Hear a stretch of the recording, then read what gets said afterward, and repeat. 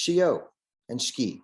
Thank you for tuning in for our third and final event in the Celebrating Sequoyah speaker series, which honors the bicentennial of the Cherokee Syllabary created by Sequoyah. The series is sponsored by the Gadoogie Partnership, Appalachian State University Honors College, and by our friends at the Chieftains Museum and Major Ridge Home. Our final speakers are Mr. John Standingdeer, Cherokee philologist, and Dr. Barbara Duncan. Mr. Standingdeer and Dr. Duncan are the founders of My Grandmother's Cherokee, an innovative and imaginative approach to teaching and learning the Cherokee language. They talk with us about both the challenges and the rewards of their work preserving and promoting the Cherokee language.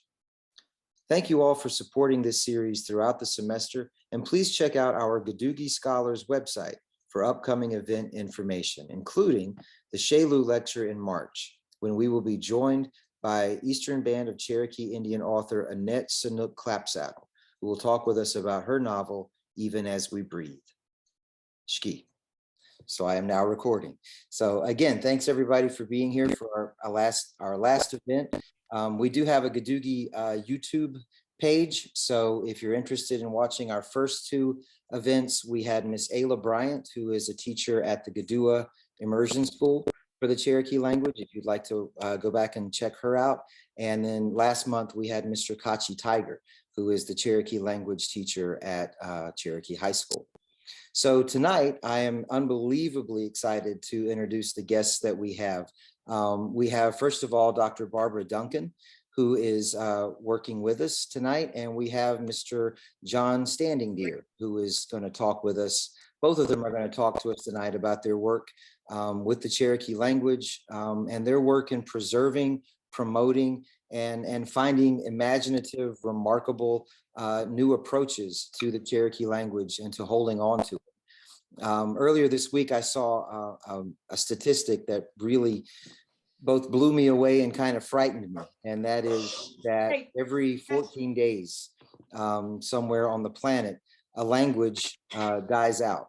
So every 14 days, somewhere on Earth, there is a language that will never again be spoken and that will never again be heard.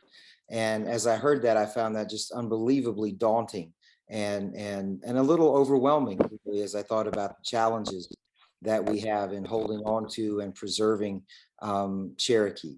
So Dr. Duncan has worked for many years with the Museum of the Cherokee Indian in Cherokee. She's a teacher who works with the young people. Mr. Standingdeer, I've known for about 9 years now, and he's one of those, rare people that when I met him, absolutely changed my life. I've described him to someone recently as, they say some people think outside the box. Mr. Standingdeer doesn't even recognize that there is a box. He's thinking his own way with his own approaches. And he's just changed the way I think about language in general, and not just the Cherokee language. Somebody needs to mute, please. If you would please, when you log on, if you'd mute your microphone, that'd be great. But he's really changed the way I think about language in general. I said to him not long ago that I call him the Cherokee George Carlin because of the way he thinks about language, and he has me think about language. So we're very honored, just incredibly honored to have both of you here with us tonight. Thank you for blessing us with your time and your talents. Means so much to me, so much to the Gadoogie Partnership to have you here with us tonight. Once again, thanks everybody. 93 participants is just exceptional. I could not be more excited or happier. So thank you all for being here with us tonight. I really appreciate it. And what I would like to do now is, I know you didn't zoom in to hear me speak, so I'd like to turn things over to Barbara and to Bullet and let you guys just talk with us about your grandmother's Cherokee and your work, how you came to this work, and anything that you'd like to share with us tonight. So I'm going to turn it over to you all. Thanks everybody for being here. Got it. Okay. Hello everyone. My name is John Standingdeer. Everybody knows me as Bullet, our Ghanaian. My friend here is Barbara Duncan. We got together a few years ago now. She was working with the museum And the tribe had put together a group called the Warriors of Anigatua. Now, since I was a young one, probably 9 years old, I had been doing Cherokee dances and presenting them all over the Southeast. So I grew up learning these dances. My name, of course, is Standingdeer. And the way they say it's Awikatoga. But I did not know my language. I did not speak my language. Very few people would I run into who would know it. Once in a while, there would be some older ones who do a little speaking. They'd say something to me. And we'd listen, and of course, they would tell us what it would mean. But one of the things of my time period of growing up was that as a young one, you did not interrupt, you kept quiet, and you spoke to the elders if they spoke to you. And so I would not ask questions. I was also told that my father taught me that if you're not involved, you don't need to be speaking to them.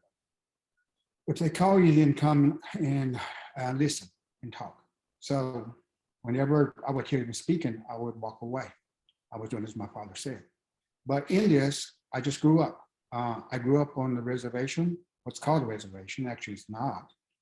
The land belongs to our people, and it was purchased, and we hold the deeds in trust with the United States government. But I grew up, everything that I knew about my life, what I ate, interacted, the culture I was in, was all pure Cherokee, except for one thing, and I've told people this. The one thing that was not Cherokee was my tongue. I will say this, even though people won't think about this, they don't talk about this element, is that even though I was speaking English, my thoughts were still Cherokee, because I was not that far from my grandparents and my great-grandparents. Everybody who still spoke, when they would talk, they brought that meaning for of the Cherokee words, and they put that meaning over into the English. So I might be talking English to someone from Cherokee. We would understand it a little bit different than someone that I was speaking who was not from Cherokee.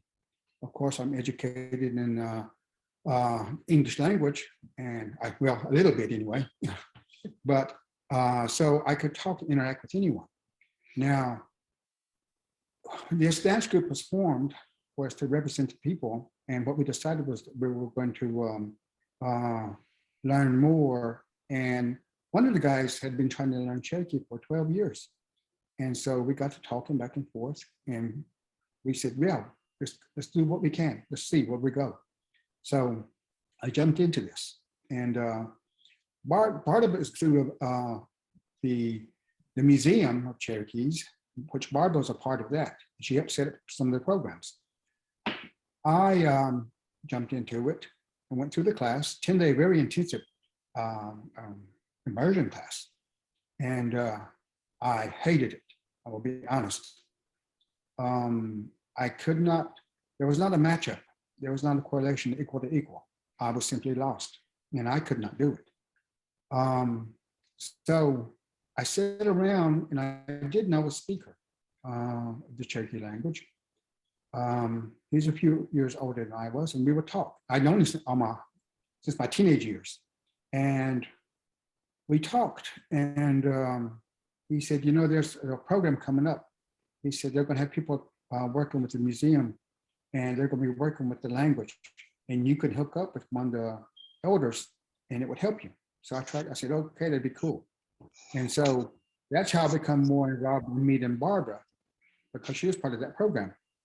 But what I come to find out was that after taking the immersion 10-day course, I realized that something was wrong in my way of thinking. I thought there had to be a simpler way, a better way, easier way.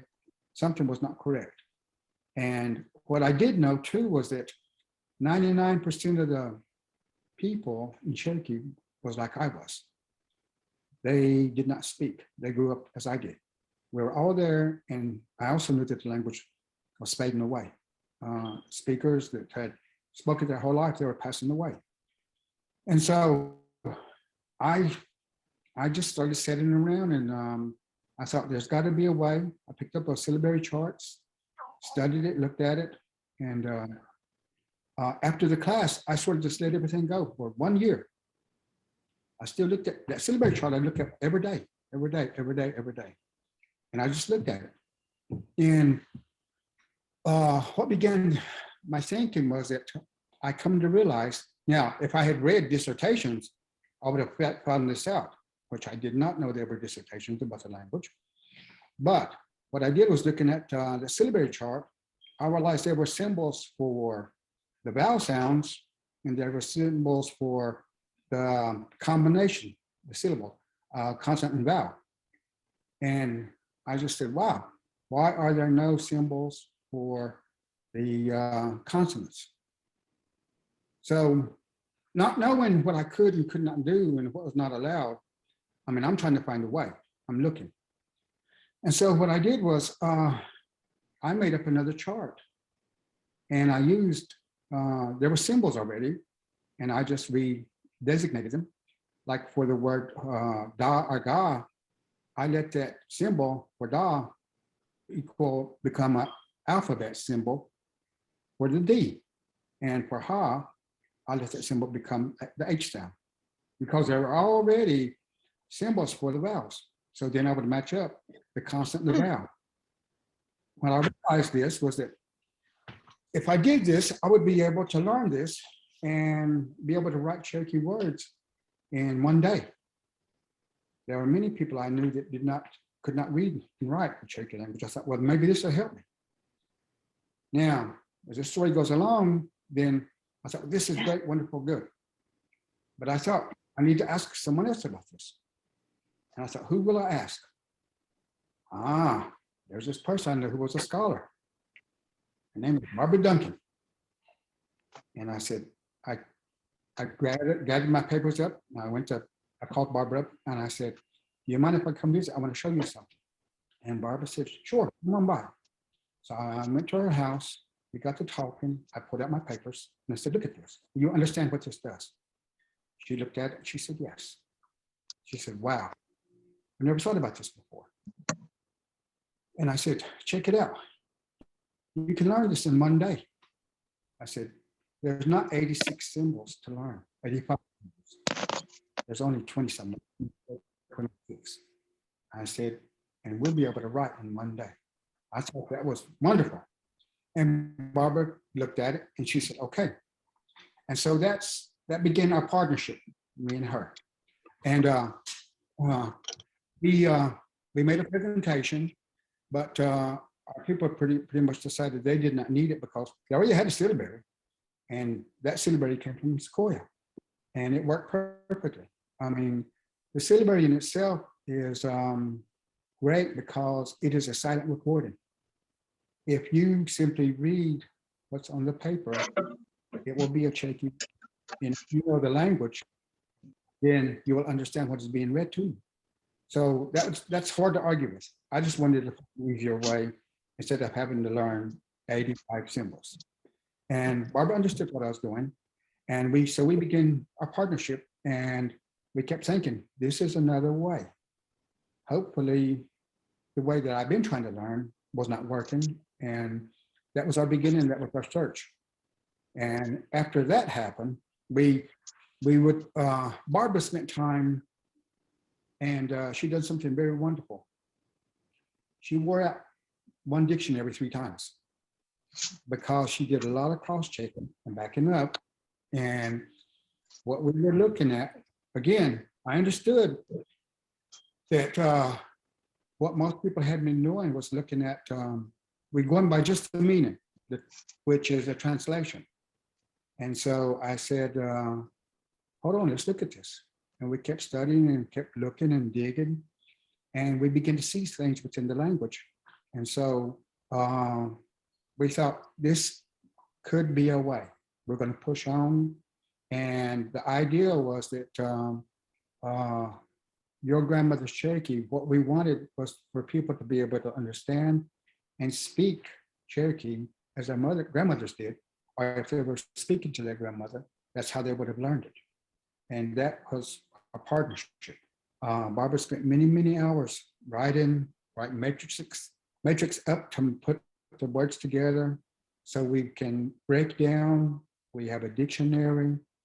All of it is for the continuation of the language. I have grandchildren. Like I said, Barbara, she's not Cherokee blood, but she has Cherokee heart. And so we have continued to go and push and push. And we involved her sister. Her sister is a computer programmer. And she looked at some of the matrices that Barbara had put together. And she said, wow, this is a computer program. So Barbara would proofread it and her sister would program it. And so we were able to come up with a program. So it's taken a long time. We have been working hard. We know we are not young. And in today's world, we never know how long we're going to be here. We still are Cherokee. We are still in these mountains. And I thank Barbara greatly for all her hard work and dedication and her patience. And she does teach because she understands the breakdown of the language like no other person in the world. We can now understand, we can take it apart. This program is for learning, understanding, and hopefully no one may understand it fully today, but what we will leave is, I know that the stories I read about was that Hebrew was dead for 700 years and then it came back. There has to be something for it to come back from. And people might say, well, we got these dictionaries and whatever. Those are not really dictionaries. Those are glossaries. Those are lists of words. And so we have an explanation. And so all you have to do is follow, learn. And when I say learn, don't just memorize, learn. So this is why we continue to work. We want to make it easier. We keep looking, asking questions. What else can be done? What do we need to do? And I think, and I talk to people and I say, you know, one of the thoughts that came to me was that this language is so wonderful. It's like, who came up with this? And the thought at the beginning was it had to be a native Einstein of language. That's what it had to be. And I said, no, we're going the wrong way. It has to be the lowest common denominator. Everyone has to be able to understand and learn it. And we don't need to have 6 foot tall pile of papers of linguistic breakdown. That didn't happen. That language wasn't built from that. Nobody could explain it like that. There had to be another way. And so that has been what keeps me going.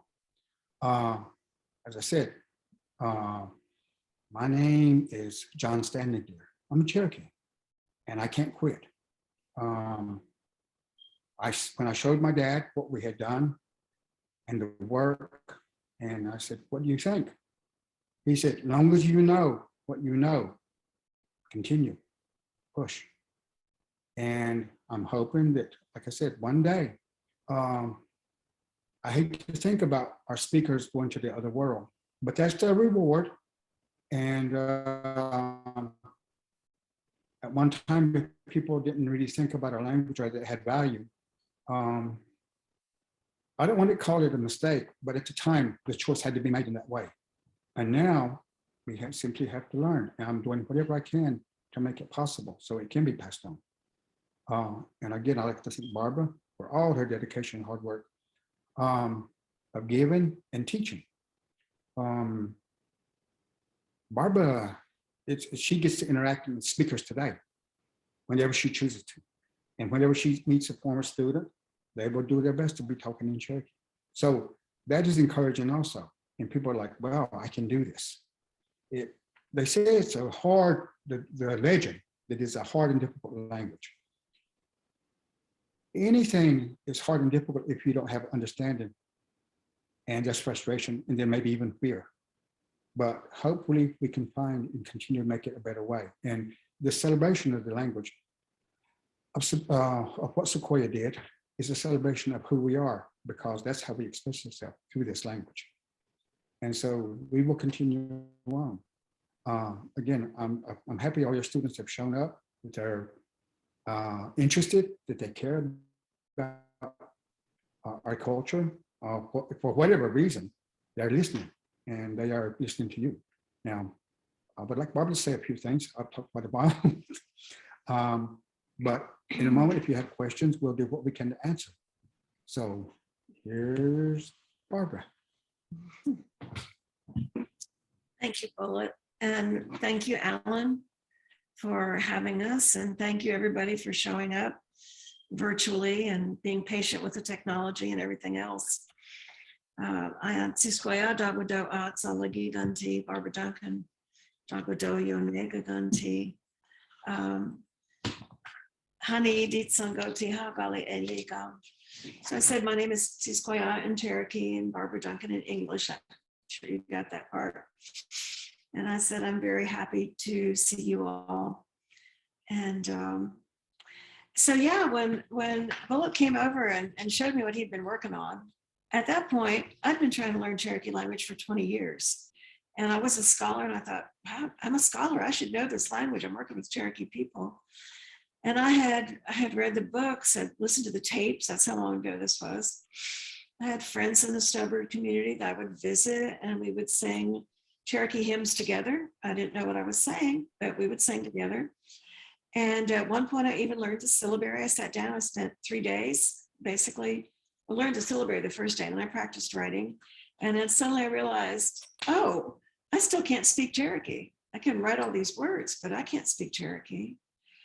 And my problem was that when I would ask, well, I learned the numbers, colors, and animals, as many people do in many tribes, you know, because these kind of match up with English. English is a noun-based language, and so we learn those. And I learned to say, hello, how are you? I'm good, and you. So kind of the basic greeting.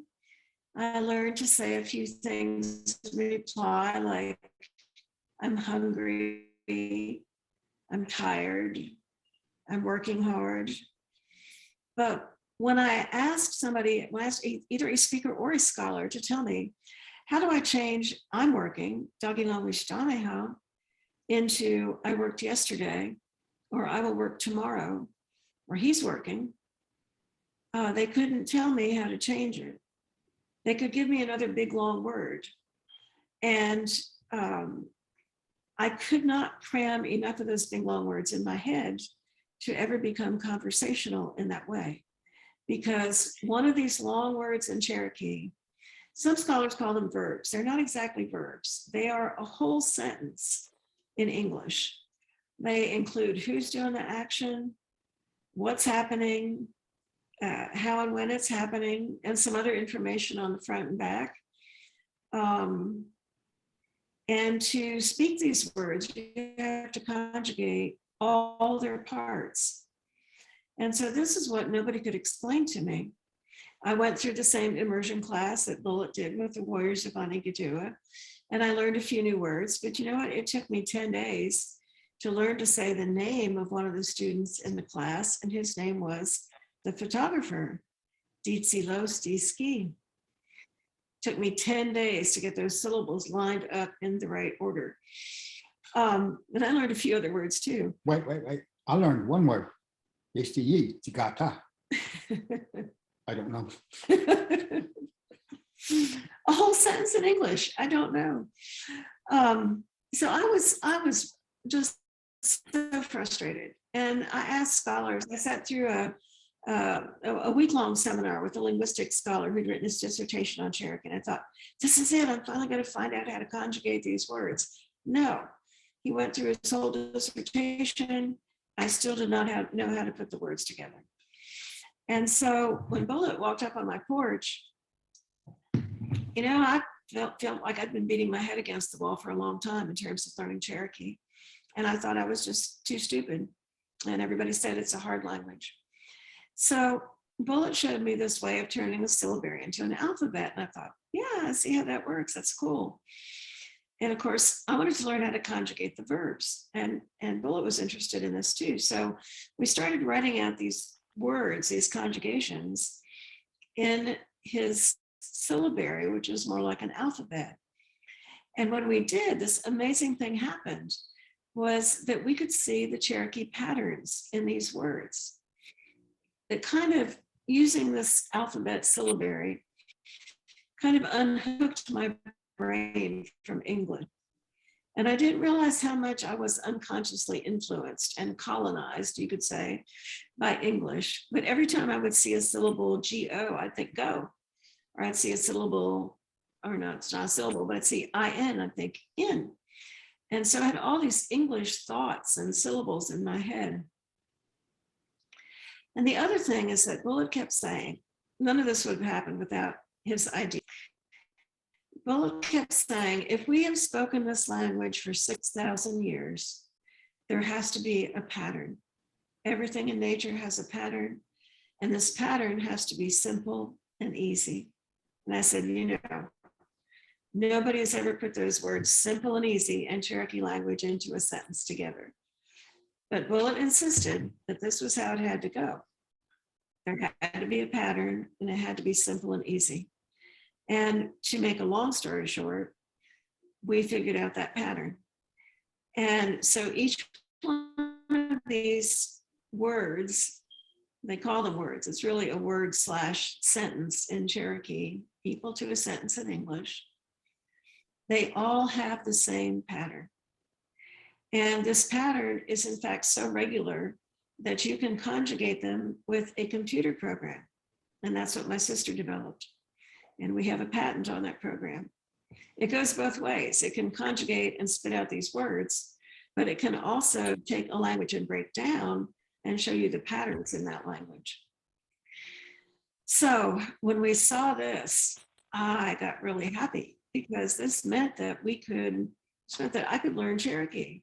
I could use these dictionaries. I could put a word together. I could make all the people and the different tenses that the speakers were using, could start to understand the speakers. And so, yeah, that was the amazing discovery. If I can share my screen for a second, Alan, I'll show you kind of how this breaks down. Is the setup where I can share? Should be. Mm-hmm. Let's go to this. Okay, can you all see that? Mm-hmm. Yes. Thank you. So what we've got here is the parts of the word, and the parts in all caps are the parts that have to be there. Well, this is not working right, but there we go. Okay.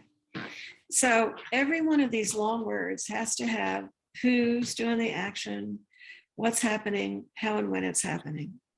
Everyone is going to have that.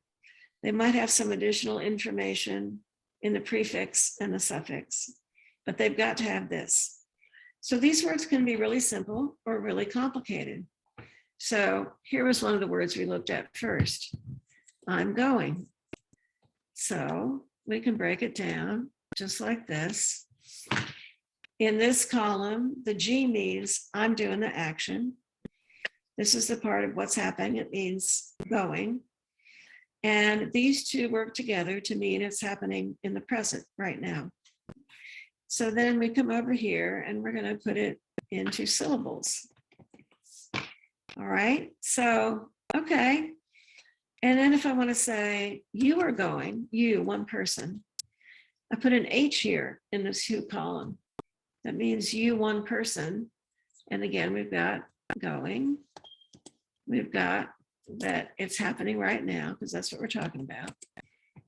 And this is, hey, God, you are going. And if I want to say he, she, or it is going, because Cherokee does not have gender in the pronouns. He, she, or it are all the same. There is nothing in this column. It's like the concept of zero, or in Cherokee, Kanigat. And then over here, it's Aga. He, she, or it is going. Okay, So you can see that, right? The problem is if you try to write these in syllabary, you can't see. Is there something else I can help with? Sorry. So if you try to write this in syllabary, you can't see how this breaks down. You have to not use the syllabary, either use the alphabetical syllabary or the English phonetics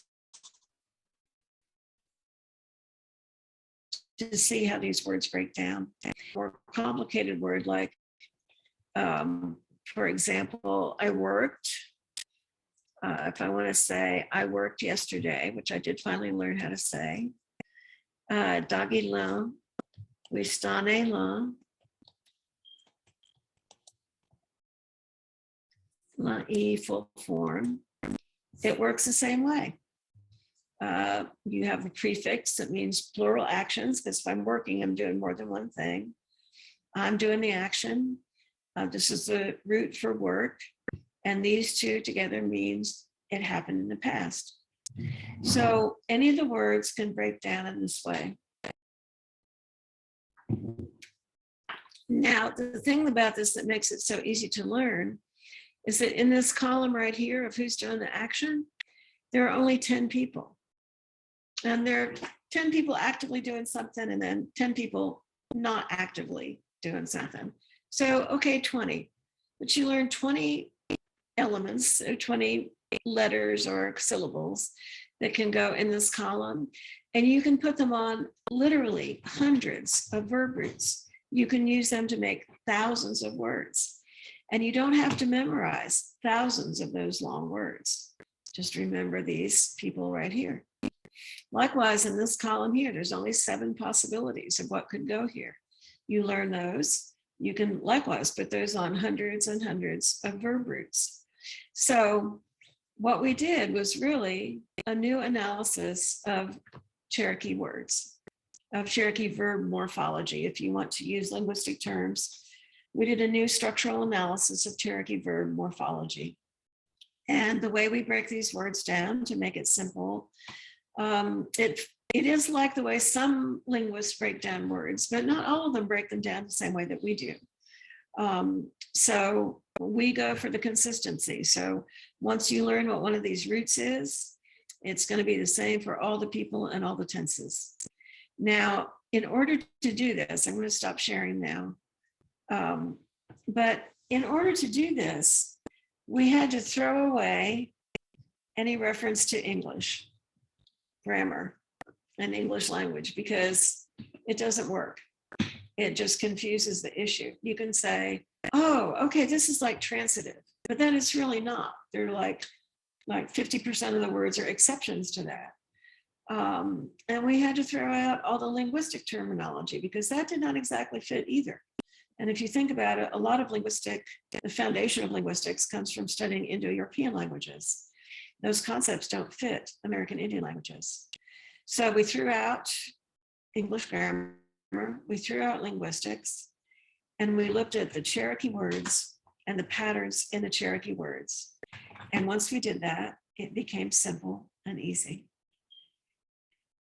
We checked our work with the dissertations, all the articles, the dissertations, the work going back to the 1820s. Some of the best information came from Cherokee people writing down conjugations of their words in the Cherokee Phoenix newspaper between 1828 and 1834. The papers of Reverend Daniel Buttrick, who was helped by David Brown, a Cherokee linguist, activist, patriot, incredible young man, co-author of Buttrick's. What we found was these older forms of words often were longer and more complete, and you need the complete forms of the words to see the patterns. Once you have the complete form of the word, you can shorten it to match up with how speakers might say them today or use slang. Speakers contract a lot of things, they drop a lot of syllables. You can speak it like that. But once you see the pattern, you'll never be lost. You'll be able to understand what you're saying, to understand what speakers are saying. So this is kind of the method in a nutshell. And so we have been teaching this at UNC Asheville since 2016. I just did a workshop this morning with one of the Cherokee adult leadership groups, Right Path. Been teaching that with a fluent speaker, Louise Goings, or someone who grew up speaking, for the last 4 years. And we have a website with online courses as well at yourgrandmotherscheroke.com. One of the reasons we also called it Your Grandmother's Cherokee is that when we use the full forms of the words, we would check them with people who grew up speaking. And so we've checked all this work with speakers.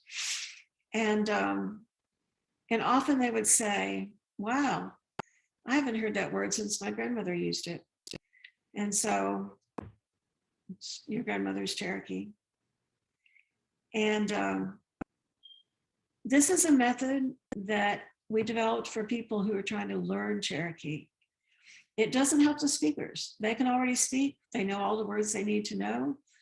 And that's great. But for those of us who are second language learners, who are not 3 years old and can absorb everything like a sponge, this provides a structure and a way to understand how to put these words together. Can I add to that? Mm-mm.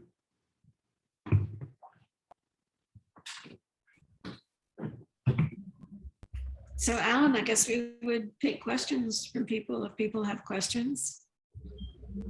Yeah, well, I'd like to open it up. I guess since I'm the moderator, I'm going to go ahead and give myself the right to ask the first question. But could you tell us a little bit? One of the things that you've talked about is how this approach and how Bullett's idea can make learning the language. You've both used the term the word a couple of times, easy, that it's doable.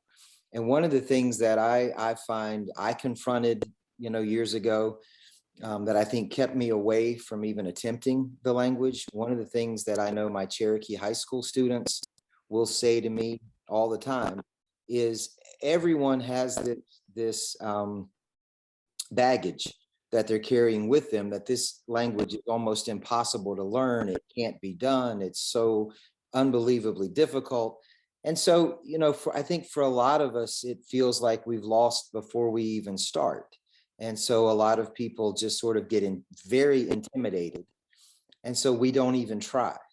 Could you all tell us about the importance? Because I don't want anyone here to miss out on how unbelievably, I think, revolutionarily different it is that you're coming to young people and middle-aged people and older people, and you're saying, you can do this. This is doable, as opposed to what we've heard for generations, which is, it's too hard. Nobody can learn this language. Nobody can figure this out. And like this, like breath of fresh air, you all are coming in and saying, no, you can learn this. You can do this. Could you talk about the importance of that in getting this generation to the young people and to preserving the language? I would like to say that we were the ones who got to beat the weeds and the bushes and the brambles. We got to beat the way through. We found the way. And it's they will not have to go like we had to. This has been for 15 years now. How many people continue something for 15 years? Only because you're dedicated and you love it and it matters. And so that's why you do it. We don't ask anyone, and we don't want to go against anything. We only have one purpose. We don't want to go against tribal politics or, like I said, we are happy that the speakers are there. We don't go against linguists. We're happy that the linguists were there, that the linguists did make great lists of words. We have those words. It's been they've been written down, they're documented, and so it again, as we're not finished yet. How far are we on the dictionary? How many words? And we have 80,000 words in our dictionary online, and that is about 30% completed. So once this is completed, and that's what I'm saying, the story is about Hebrew being dead for 700 years. And so should this go away? Should there's been no way? I know that the speakers, as the saying goes, they take it with them. And so once that's gone, you cannot learn what's not there for you to learn. So we keep on, because that's one of the driving points, is that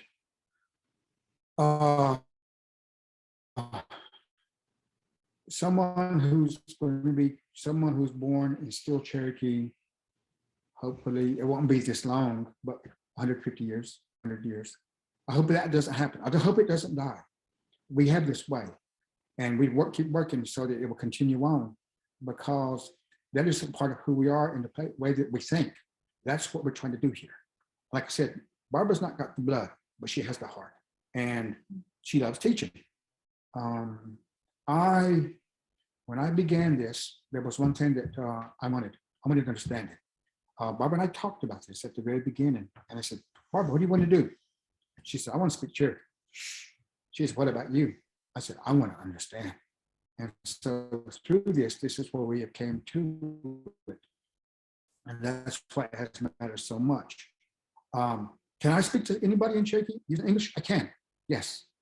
Speaking in any language is simply about communication. Communication means that you have to understand now.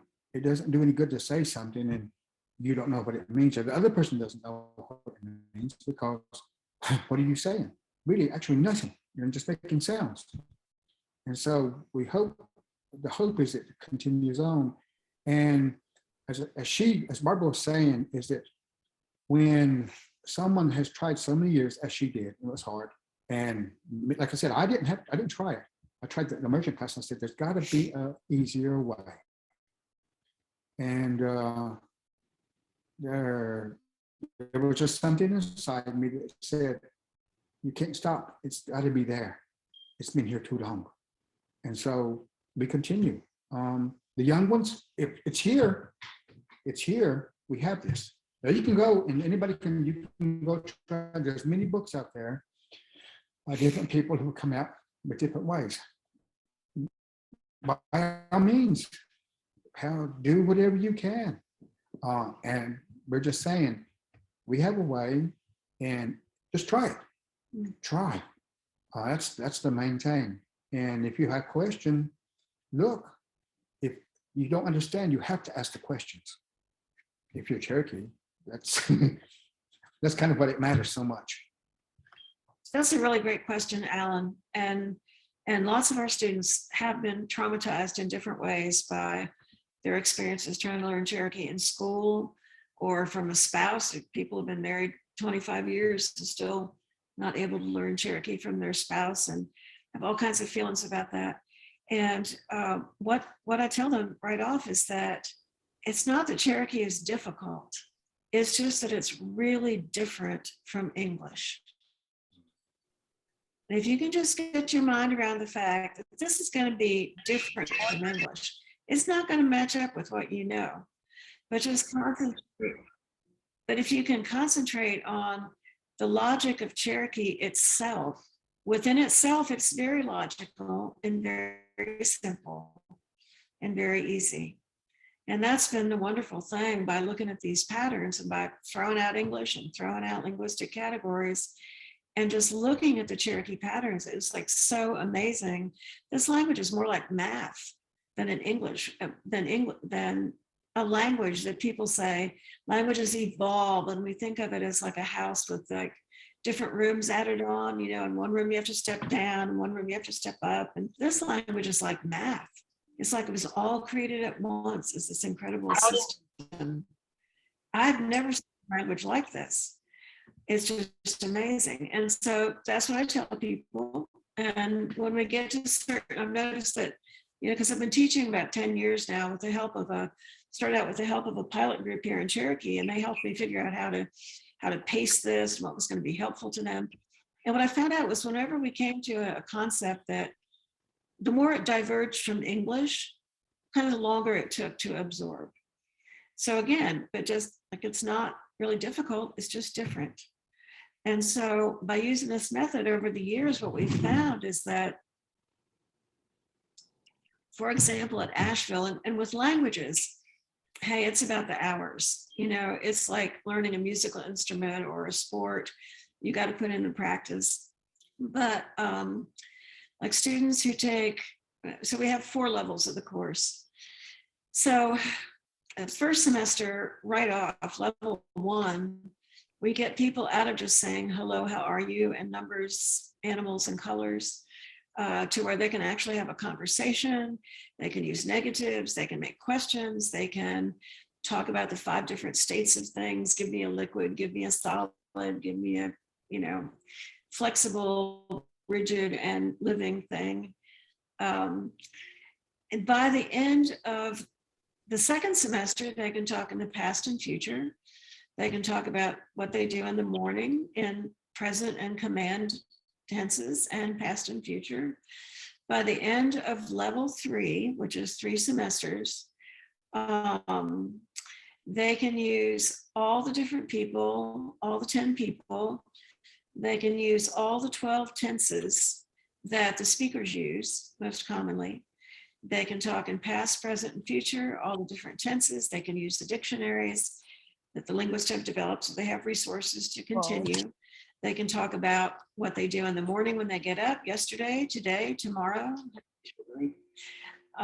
They can have conversations about, like, what do you want? I want, you know, bring me some hot coffee, or what do you want to eat? They can talk about eating. They can talk about their relevant in 3 semesters. And in 4 semesters, then we do the syllabary, because the syllabary doesn't really teach you to speak. So we focus on speaking. So 4th semester, we do some of the old documents and things, the simple ones, to kind of get into that. And so if you're into like the American Council on Teaching Foreign Languages, the ACTFL, they are kind of the standard. They have the standards for all language teachers in America. If you look at their levels, by the end of level 4, people are in an intermediate level, maybe medium, maybe high, depending on the student. And so that's what we aim for, and that's what the students have been able to do. Thank you. That's great. I want to point out really quickly, my wife thoughtfully put the website here in the chat. So if any of you all, there's the link right there in the chat. Anybody would like to visit your grandmother's Cherokee, there it is for you. So feel free to copy that and go to it.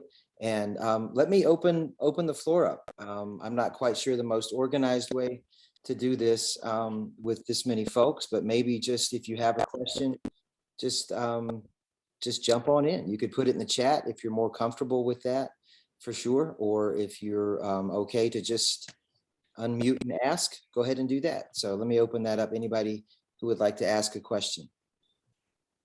I raised my hand. Even better. So I had a question that came in over a text that says, we're wondering if there's a big difference in dialect between the Western band and Eastern band. Go ahead. So there is a different dialect, and the main difference between Western and Eastern is in the East, where they would say TS, a Z sound, like za dooley ha, you're wanting something. They would say ja dooley ha. So they changed that to a J. They shorten the words a little more. But what we have found is that when you understand the patterns of the words, then those dialectical differences don't really matter as much, because you understand what's going on with the word. You can pronounce it any way you want to match up with your family, your grandparents, your community, whatever, however you want to say that. Awesome. Thank you so much. You're welcome. How does Cherokee as a language interact with foreign terms?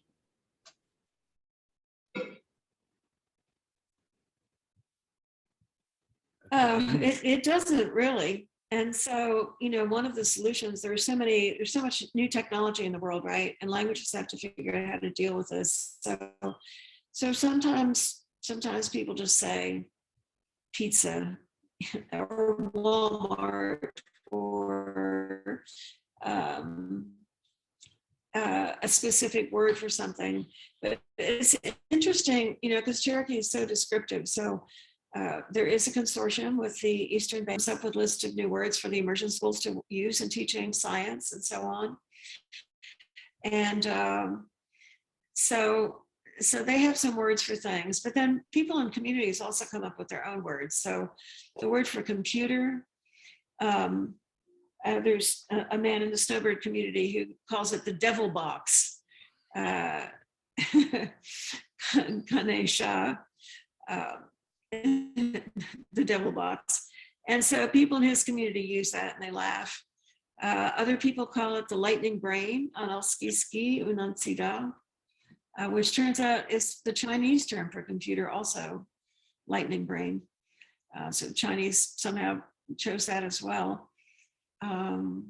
So yeah, it's an issue, especially with all the new technology and if you're trying to educate kids through 6th grade, how do you deal with those specialized vocabularies? The main thing about your question here was that when this language came into being, the ones who began speaking this language, they have a different understanding than what people have today. They would be able to take the sounds and what you would call create word. Mm-hmm. They have lost that ability and they don't know what those sounds once meant. So they cannot do that today. At the same time, through interaction, colonization, the more powerful government, the words have come into disuse. And again, once they're gone, they're gone. That's why we are thankful for what we are able to find. And they have many, many papers. And some of those papers, the people may not be able to understand because they have not learned those words. They never heard the words. And so that has one of the things that really has hurt the people. Again, at the beginning, they were able to create because they understood. People say, well, how did they do that? And I did ask a linguist, and I said, hey, I want to ask you a question. And I want to make sure I know your name because I want to quote you. And I said, the Cherokee is only made up of 16 sounds. 16 sounds make up all of the whole Cherokee language. And I said, do you think it's possible to have a one meaning, one sound correlation? He said, no. He said that would be impossible before you cannot come up with everything. And I just had a quick thought, was that it's amazing that there's something called the Morse code, and that's a dot and a dash, and any language can go into that. But that was just a thought. But for your question, no, our people are not able to come up with new words like that. Some people come up with like new words that cannot be done, not now. Thank you. I think, Mallory, do you have is that a raised hand? I'm not real great with Zoom, but it looks like you might have your hand up. Yeah. So number one, thank you both for taking the time to kind of educate us on a language that has been around since before Europeans came and kind of messed everything up. Yeah, I just really appreciate you guys taking the time and telling us about how to keep, the language alive. And I am super interested myself. But I guess my question is, having been to a place where another language is prominent, I went to Germany. We were actually encouraged not to try and speak the language when we went over there because a lot of people thought that it was disrespectful or we wouldn't say things the right way. So if we went to talk to, like if we had taken the classes, but we went to talk to someone in Cherokee, is it the same there? You know, I would rather have a language barrier than to disrespect someone whose heritage that is, I guess is what I'm trying to ask. It's a great question. I would have to answer and say that would be quite individual. And normally what you would have to do would you'd have to develop some kind of rapport with someone that you wanted to speak with. And you could just simply ask them, can I try to speak this language with you? And I want to hear it in a more correct form. Then I'm sure I may be speaking wrong or right. I'm just asking for help. All you gotta do is just ask. That's the best answer I can give you. Right. The worst thing they can say is no. Thank you. That's correct. Yes, ma'am. All right, Gabe. Thank you, Mallory. Gabe, I think you have a question. Yes, I'm part Cherokee from my dad's side, and my great grandpa lived in the Shawnee tribe. So does each tribe have its own like culture and like dialect, or is it like to a broader base like region? No, there are every tribe pretty much. There might be a confederation of tribes belonging to that linguistic group. Like the Cherokee, we're called the Southern Iroquois. Yet we cannot speak to each other. We cannot speak to the Mohawk or the Iroquois at all. There are some songs that we still have today that came from the Six Nation people. We can go there and do the dances, but time has spread this and separated us so far. And then when you go to another tribe, the Muskogee people, they cover the Miccosukee, the Seminole, probably all the Gulf tribes belong to that one group. Algonquin, you've got a group around the Great Lakes, and that goes to the East Coast. So those people would not be talking. Now, one of the things people don't really think about or understand is that I'm sure all of you have maybe heard of this thing called sign language from the Western people. But I'm sure here all over, there was some way that these people had come to a way of understanding each other in some form. We do not know what they are. And of course, it was not documented. And we have become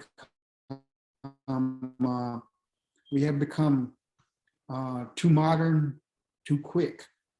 And what was there was not paid attention to nor documented. We are lucky for any documentation that we have today. But that's the best I can answer your question. Okay, thank you. Thank you, Gabe. Thanks for the question. Isabella, I believe. Yeah, hi. I'm learning a dead language, not a dead language, but a dying language currently. I'm learning Gaelic because my family's Irish, but we're very disconnected from it. And I think the biggest struggle I'm having is different dialects. And you know how every dialect is kind of different depending on like where you're from. But like, how would you best suggest, I'm also an education major, how would you best suggest like encouraging your students to like learn about a language that like they're from or something, at least something that they're interested in? Like, how do you best like direct them and like find resources for them to like actually pursue that? Because I would like that to be a part of my classroom because I'm an art teacher, or I want to be an art teacher. And there's a lot of issues with like appropriation in art and just students making things passively. And like, how would you best suggest like pointing students in the right direction, that like looks back on language preservation and with art and education and stuff. Gosh, that's a really big question. So one of the issues right now is the large number of Latinx students in schools, right? And students from other cultures. So like one of the first things would be to encourage them to be bilingual in their, the language that maybe their parents or grandparents are speaking at home, as well as English. But I think there are just some great resources right now. And it really depends on the age level, the way you like to learn. Like a free program is Duolingo, which is just, like repetition with video and animation. And it's cute. And Rosetta Stone has had a lot of success. But I just, ask and have respect. And I think that's the key to a lot of things. I don't know if I answered your question. It's a big question.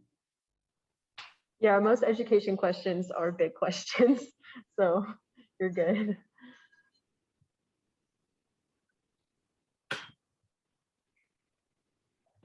Thank you. Gabe, did you have another question? Yes, I sure did. Yeah. So I know like a lot of modern languages now come from like derivatives up from Latin. Is Cherokee the same way, or is it its own dialect?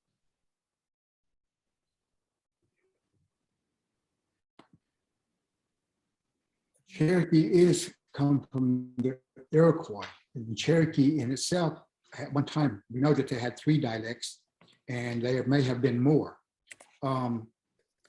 There was a southern, lower dialect, what they knew up in at contact, and as they were going, they was interested in language. There were 3 different dialects. One of them is when you say the word Zalagi, we take that to say Cherokee, and people say, well, it doesn't sound right. You got that's Cherokee, okay, row. Okay, and we said Zalagi. Okay, what happened is that here in the middle, it's the L sound, where in the lower towns, they put right there, they put the R sound. So wherever there was an R and an L, they were interchangeable. And so that was the dialect difference. That's what Barbara was trying to explain. When we run into it, it's the same language. It takes people a little while. In the same way too, that if I have a good friend from Oklahoma, and there's great reverence for this man because he's one of their national treasures because of his knowledge of the language. And I asked him this question. I said, when you go to different parts of the tribe out there in Oklahoma, because there are many more speakers than there are here, I said, can all of you speak just straight up? Can you just go into speaking? Most of them are bilingual. I said, but can you go straight into speaking Cherokee language? He said, no. He said, there's sections that we have problems, and it would take about 30 minutes. He said, for us to line back up. Once we get the line up, then we're good. But it will take a little while, and that's the effect of what you would call today a dialectical difference. But Cherokee in itself is broad, and it does have, like I said, there's some dialects, not as much as it once was, and it's going to get smaller actually because we're doing, for everybody to learn, we're going to have to put them in a sort of a standardized learning system so that it doesn't matter. One of the examples I give, we have some of our speakers want to hear Cherokee spoken as they heard when they were growing up. Now, one of the things I want to show you is that in general, there's a word here, when you become educated in something, you can take a person from all continents of the world and of different countries in that continent, and they can all speak English. But the reasons they can speak English with their pronunciation not being the Queen's English is because they have become educated. And so if you have a Chinese accent with a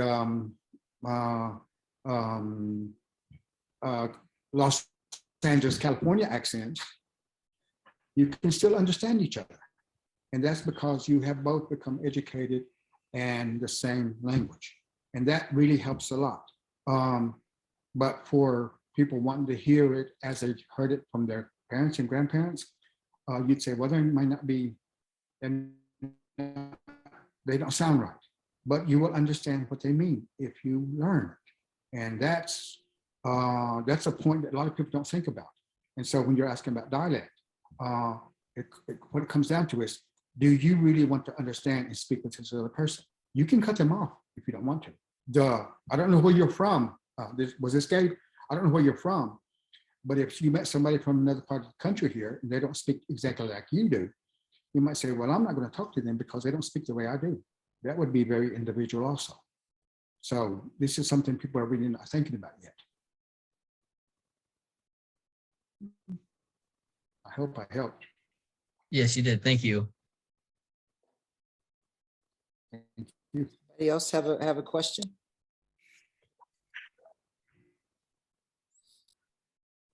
Well, I guess I would just ask Bullitt and Barbara, both of you, if you'd be willing to close us out with, everybody here is, a lot of us are educators, a lot of us are future educators. Most of us are involved in education in some way, but we've got folks from all sorts of different majors here as well. Not everybody here, is going to be a teacher. We've got folks from across campus, but all of us are walking our own path. All of us have our own passions. All of us have things that we want to do and differences we want to make. And every one of us, we're all going to hit roadblocks. We're all going to hit obstacles. I started this talking about that 14 days, and how that just sort of looms out there, that every 2 weeks a language goes away on this planet forever. I don't know that any of us in our different vocations and our different passions will confront something like that, but every one of us here tonight, no matter what our interests, no matter what our majors, we're all going to hit obstacles. We're all going to hit those hard patches. I know in the 9 years that I've been blessed to have your friendship, that you've talked about the number of times that before Barbara, for instance, the number of people who looked at you and said, that's crazy. That won't work. You can't do that. It's not that's not how we do it, Bullitt, so that's not how it's going to work.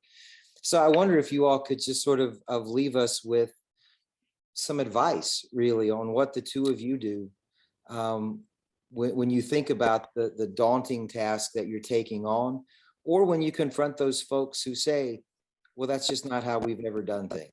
I'm a linguist with a PhD. That's not how we do things. Could you kind of help us as we confront those own moments and tell us what you guys do and what you have done when you've confronted those challenges?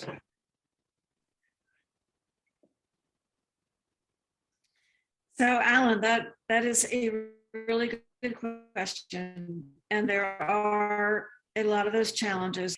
And for me, what I do is I try to keep a positive attitude in general. But what I do that helps me keep on with the language work is for one thing, I think about the students who are getting it and how happy it makes them when they say, oh my gosh, I tried to learn this for 12 years in school and I couldn't get anywhere. And now you just explained this to me. Wow. And they have that, like when we were talking before the class, and then when they have that aha moment and you see that light come on in their eyes. And so I just try to focus on the students that it's really working for. And I guess I also just kind of focus deep down on the fact that I just feel that this is a good thing for me to be doing. Thank you. My thoughts go like this. I'm a Cherokee. My tongue may not be Cherokee. My heart is, my mind is. It was my father who taught me how to think. I look around and I see that there are many, many people, like I said, in the same place I am. without this and wanting to understand and wanting to learn also. I believe in one thing. It's called the great I want law. And I think that all of you, you have this great I want law. Each thing you do, you are going to school, most of you. You're doing what you want to get what you want. Nothing's going to stop you. You might sidestep every now and then, but nothing's going to stop you.